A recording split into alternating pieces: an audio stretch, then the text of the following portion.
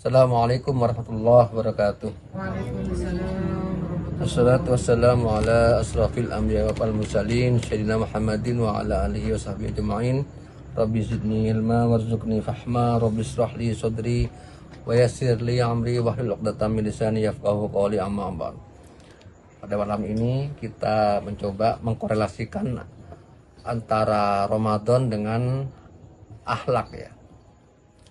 Saya mengambil pendapatnya Imam Ibnu Qayyim bahwa ada 4 pilar membangun akhlak yang mulia. Dari sini coba kita korelasikan dengan suasana Ramadan. Ya. Apa kata Ibnu Qayyim? Pertama,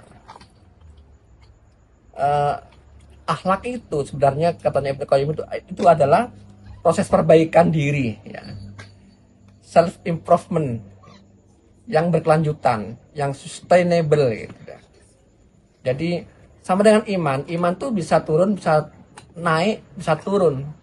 Sama dengan akhlak. Makanya harus sustainable katanya yang Ibnu Qayyim itu, harus berkelanjutan. Oh, saya turun, akhlak saya sekarang jelek. Harus sustainable, diperbaiki lagi. Self improvement yang sustainable, yang berkelanjutan seperti itu, terus menerus. Ya. Katanya Ibnu Qayyim itu pertama adalah pilar kesabaran, as-sabr. Ya. Ramadan melatih kita untuk bersabar. Anak-anak ini kan dia bersabar. Puasa itu berat, tapi dia mencoba untuk bersabar untuk melakukan puasa Ramadan. Ya. Menahan lapar, menahan haus. Ya. Yang dewasa juga kayak gitu. Lebih berat lagi. Menahan puasa mata, menahan puasa pikiran, menahan puasa hati, menahan puasa telinga dan sebagainya untuk tujuannya untuk kebaikan. As-sabr. Ketika ada ujian, dia sabar. Juga sabar dalam ketaatan. Salat tarawih ini menunjukkan kalian itu taat pada Islam, pada ajaran Islam. Kenapa? Dengan sabar, biasanya nggak tarawih, leha-leha, sekarang tarawih. Itu ujian kesabaran, as-sabr. Ini akhlak mulia. Ya. Coba kalian lihatlah sekarang ini masjid-masjid, tambah penuh apa enggak? Semakin ke tengah ini. Itu ujian ketaatan sebenarnya. Nah, Ramadan melatih kita untuk as-sabr, untuk sabar. Itu, dan banyak lagi contohnya sebenarnya kalau kita kembangkan ya. Kedua, katanya Ibnu Qayyim, pilar keberanian atau as-saja'ah. Ya. Yaitu kemampuan mengendalikan diri ya dari nafsu di bawah bimbingan akal dan iman.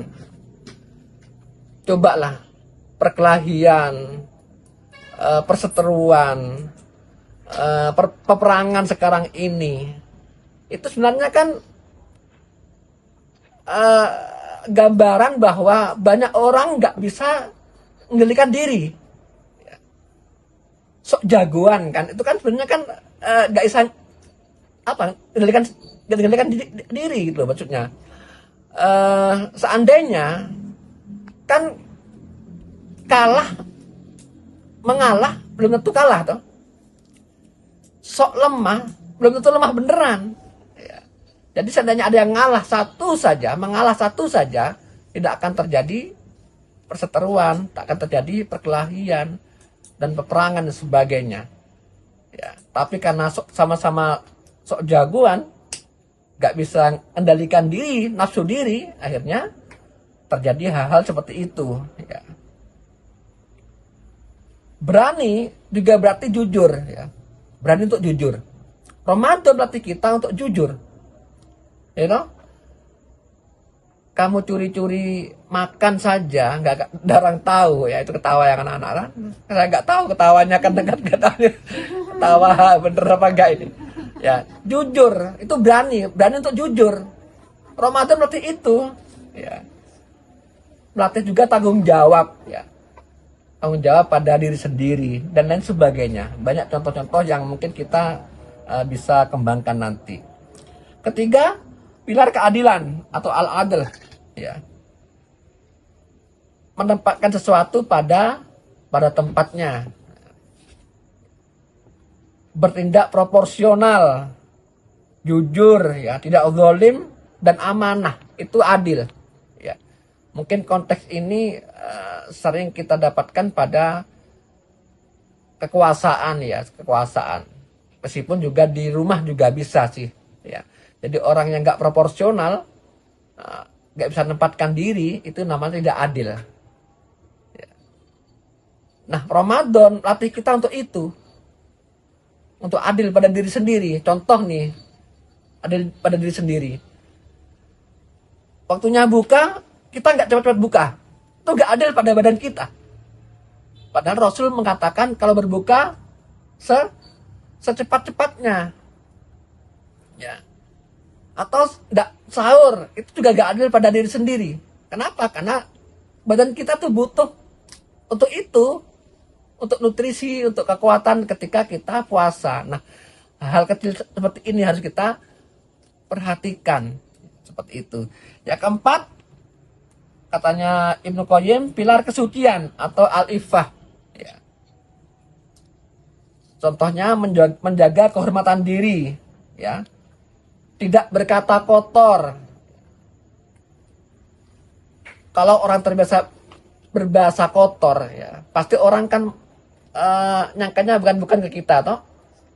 Atau sering bohong, kata-katanya sering bohong, itu pasti kita tidak akan dihormati oleh orang lain. Makanya perlunya pilar kesucian di sini, ya. Sopan, ya, juga menjaga pandangan, ya. Ada cewek cantik nih, bagi yang masih bujang, ada cewek cantik dilihat terus, itu kan kamu berarti nggak bisa menjaga kesucian diri, ya. Dan banyak lainnya contohnya seperti itu. Ini 4 pilar kata Ibnu Qayyim tentang untuk membangun sebuah akhlak mulia. Mudah-mudahan dengan Ramadan kita ini kita bisa mengikuti apa yang dikatakan oleh Ibnu Qayyim. Demikian, semoga bermanfaat. Wabillahi taufiq wal hidayah. Wassalamualaikum warahmatullahi wabarakatuh. Waalaikumsalam.